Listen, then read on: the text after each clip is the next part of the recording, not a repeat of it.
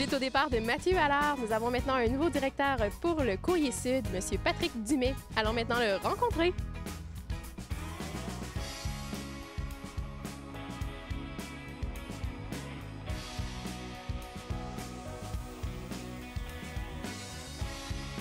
Monsieur Dumais, pouvez-vous nous parler de vous en quelques mots?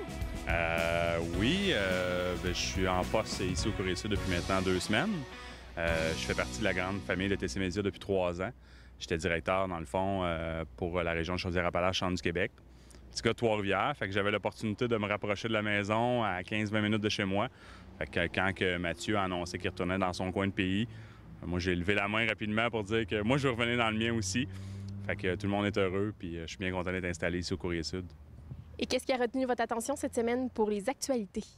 Bien, je pense qu'on parle beaucoup des élections jusqu'à maintenant. Alors, on va avoir finalement une petite course à la mairie à Nicolette avec le maire de Rouen, dans le fond, qui se représente pour un 3e mandat contre Mme Lisotte. Mme Lisotte, c'est une dame un petit peu du coin, que ça fait 3-4 reprises qu'elle se présente aux élections. Mais je pense pas qu'on va avoir une grande course là, à Nicolette. Là. On va surveiller aussi les élections à Pierreville, où il y a quand même un enjeu majeur qui est la survie de l'Église. Le maire sortant, eux, tiennent à l'Église, toute son équipe.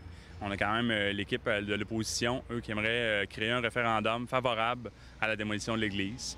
On a aussi à Saint-Léonard qu'on surveille les élections, car il devrait y avoir une course à la mairie quand même assez chaudement disputée entre l'équipe Coutu et l'équipe Balleux, qui est présentement en poste.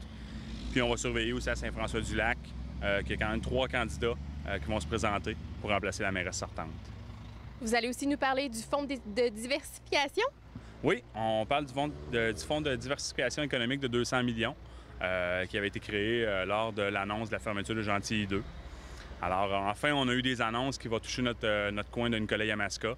On a Thermoform d'Amérique qui va avoir une aide financière de plus de 650 000 $ qui va créer quand même 20 nouveaux emplois ici à Nicolet et qui va consolider les 89 autres déjà qu'on avait chez Thermoform. Fait que je pense que c'est enfin une belle annonce pour chez nous. On parle aussi de l'équipe du pavage 132. Oui, l'équipe de hockey senior de Nicolet, le pavage 132, fait son entrée cette année dans la Ligue des cantons de l'Est.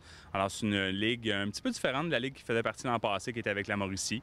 Un petit peu plus fort, une ligue avec 6 équipes.